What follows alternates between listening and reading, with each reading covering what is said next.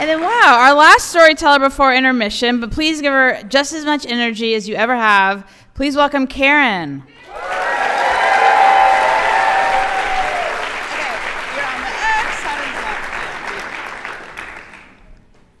Okay, so trigger warning, just saying. So I'm a storyteller. I always have been. And being here on this stage telling stories to you is priceless. Because out in the real world, when I start telling stories, people try to get away from me.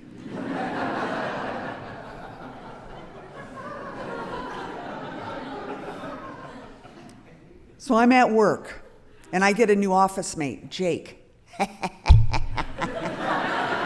Fresh meat, and he can't get away. But you know what? He wanted to hear my stories. He wanted to hear my ideas and opinions. He especially liked it if I talked about relationships. I was so confused. He wasn't running away. This went on for months, me yapping. And then one day our work sent us on an Argosy cruise. And I know, right? And I boarded that ship, and I noticed him and his wife in the back. And so I headed on back because I hadn't met her yet. And there she's sitting. She's ramrod straight, body open, smile on her face.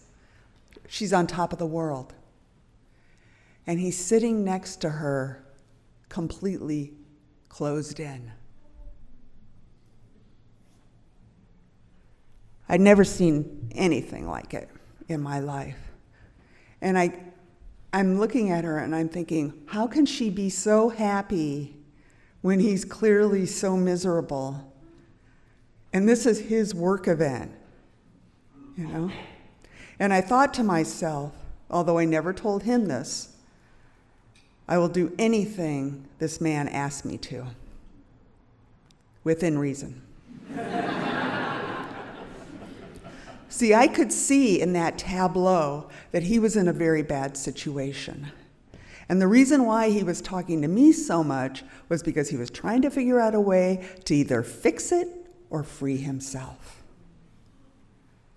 And they had been trying. I found out about that later. But it's hard to make changes when you don't feel like you have power in a relationship.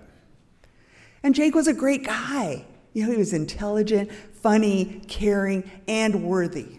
He just needed to believe it. Eventually, they separated and divorced. And I was still talking to him. He still wanted it. I went with him looking for apartments. And when it was time for him to date again, I was there too. Excuse me.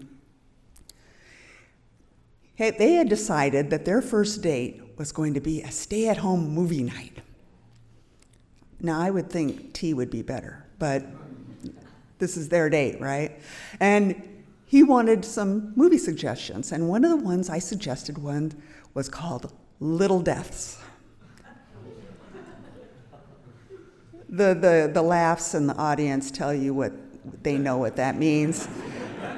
It was a very, very naughty film from the UK. And yeah, that was the one he chose. They've been inseparable ever since. I watched Jake blossom into the man he already was.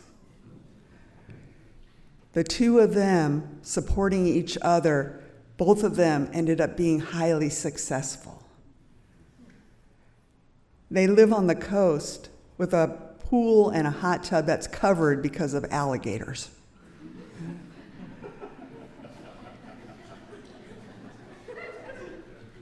I know now I have a visual of alligators, but they work hard, and when they're not working, it's like they're on vacation. Right? Now, his old friends blame me for their divorce. But if they had seen what I had seen, with her so open and him so closed in, they would realize that that was over long before he even moved into my office.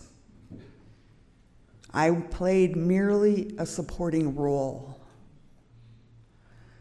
Now both of them are open and smiling.